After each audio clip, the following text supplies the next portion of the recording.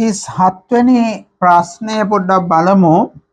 මේ 37 වෙනි ප්‍රශ්නේ කියනවා රූපයේ පෙන්වා ඇති පරිදි අභ්‍යන්තර අරය හා බාහිර අරය දෙකයි වන කුඩා සන්නායක ගෝලීය කබොලක් අභ්‍යන්තර අරය 3යි සහ බාහිර අරය 4යි වන විශාල ගෝලීය කබොලක් සමග ඒක කේන්ද්‍රීයව තබා ඇත. අභ්‍යන්තර සහ බාහිර කබළු වල සපල ආරෝපණ පිළිවෙලින් ධන 2යි q ධන 4යි q. මේ සපල ආරෝපණය කිව්වොත් ඒකේ තේරුම තමයි ඒ මුළු ආරෝපණය ඒකේ ඉන්නේ එතකොට මේක එළියේ. හරි. එතකොට ධන 2යි q. හරි. ධන 2යි q ඉන්නේ ඔතන.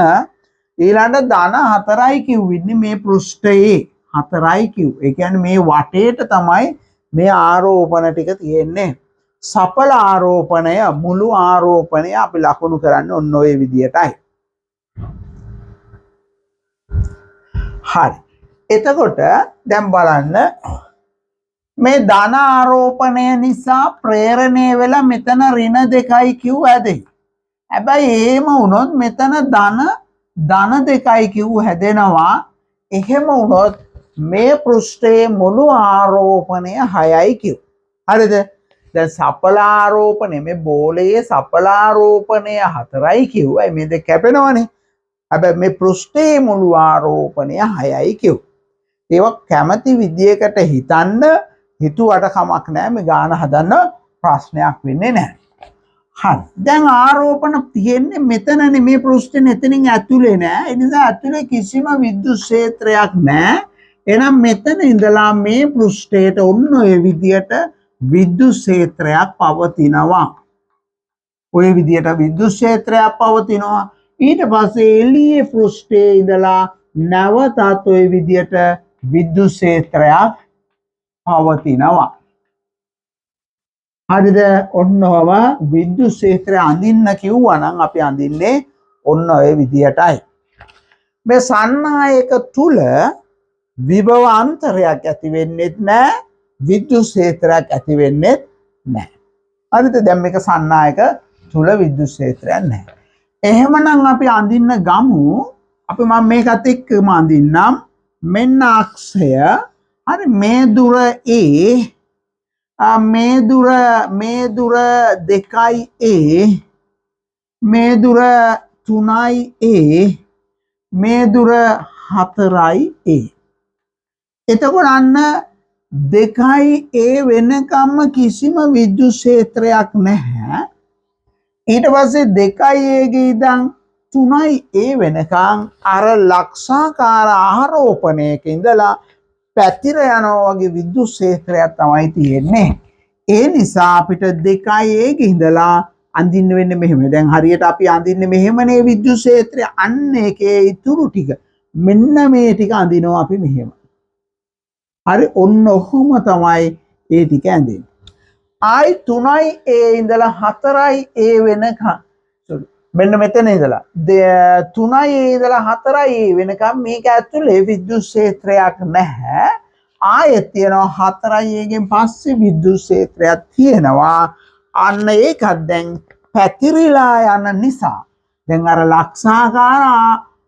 ලක්ෂාකාර ආරෝපණයෙන් පැතිරෙනවා වගේ නිසා මේ විදියට තමයි යන්න ඕනේ. මේ විදියටම තමයි යන්න ඕනේ. හැබැයි නමුත් මෙතන ආරෝපණයක් නොතිබුණා නම් මේ 2යි q විතරම නම් තිබ්බේ. මේක මෙහිමම යන විදියටයි තියෙන්නේ. හරිද? දැන් ඔක්කොම 6යි q තියෙනවා. දැන් මේක මෙහෙම හිතට ඕනේ නම් හිතට හැකි මෙතනින් ඇතුලේ ඉන්න මුළු ආරෝපණය 6යි q.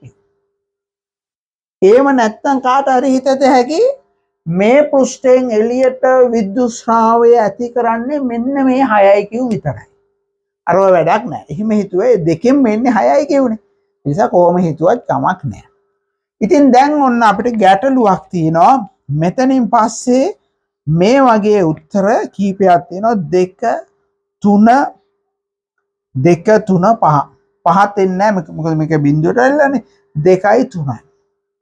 දැන් ඊළඟ එක පටන් ගන්න කොතනින්ද කියලා ගැටලුවක් තියෙනවා. අපි පොඩ්ඩක් මේ විද්‍යුත් ක්ෂේත්‍රය ගානක් හදලා බැලුවා නම් මේක වැඩේ අල්ලගන්න තිබ්බා. දැන් අපි මෙතන විද්‍යුත් ක්ෂේත්‍ර තීව්‍රතාවය කීයද කියලා බලමු. ඒ ක්ෂේත්‍ර තීව්‍රතාවයේදී අපි ගන්න මේ ආරෝපණය මේ කේන්ද්‍රයේ ඉන්නවා කියලා තමයි ගන්නෙ.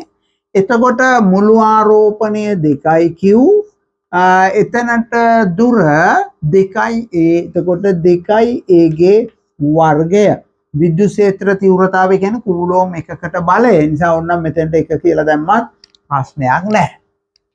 ඒ වගේ මෙතනත් අපි පොඩ්ඩක් චෙක් කරලා බලමු විද්‍යුත් ක්ෂේත්‍ර තීව්‍රතාවය කීයද කියලා. එතකොට 1 බෙදීම 4යි පයි එප්සයිලන් නෝට්. එතකොට අපිට ඕන වෙන්නේ එතනින් ඇතුලේ තියෙන මුළු ආරෝපණය. ඒතර මේ ඍණ 2යි ධන 2යි කැපිලා යනවනේ. ඒතර මුළු ආරෝපණය 6යි කිව්. එහෙම නැත්තම් මේ පෘෂ්ඨයේ ඉන්න මුළු ආරෝපණය කියලා විතරක් ගත්තත් කමක් නැහැ. ඒකත් 6යි කිව්ම තමයි. 6යි කිව්.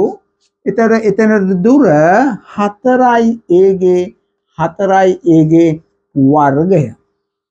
එතකොට අපිට මේකෙන් හොයාගමු කවුද ලොකු කියලා. එතකොට ඒ අනුව මෙතන හරියටම උත්තරේ තෝරගන්න පුළුවන්. හොඳයි මෙතන එනවා දැන් 2 වර්ගය 4යි කැපිලා ගියොත් 2a වර්ගයක්. හරි q බෙදීම 2a වර්ගයක්. මෙතනත් අපි සුළු කරලා බැලුවොත් 6යි q බෙදීම 16යි a වර්ගයනේ. හරිද? එතකොට තව කැපිලා ගියොත් දෙකෙන් මේක 3 වෙනවා මේක 8 වෙනවා. එතකොට 3යි q බෙදීම 8යි a වර්ගය. මෙතනත් අපි 8 කරගන්න 4න් වැඩි කරන්න. එතකොට 4යි q බෙදීම 8යි a වර්ගය. අන්න එතකොට අපිට පේනව නේද මෙහෙම එකක්. හරිද? මේක 3යි q මේක 4යි q. ඒ කියන්නේ දැන් මේ මෙතන විද්‍යුත් ක්ෂේත්‍ර තීව්‍රතාවය අර මෙතෙන්ට වඩා මෙන්න මේ මුදුනට වඩා ටිකක් අඩු වෙන්න ඕනේ. හරිද?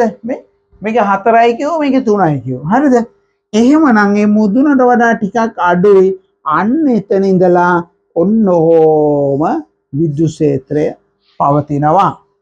එතකොට අපිට කෙලින්ම මේ දෙවෙනි එක අයින් කරන්න පුළුවන් නේ. හරි? එහෙමනම් නිවැරදි පිළිතුර වන්නේ 3.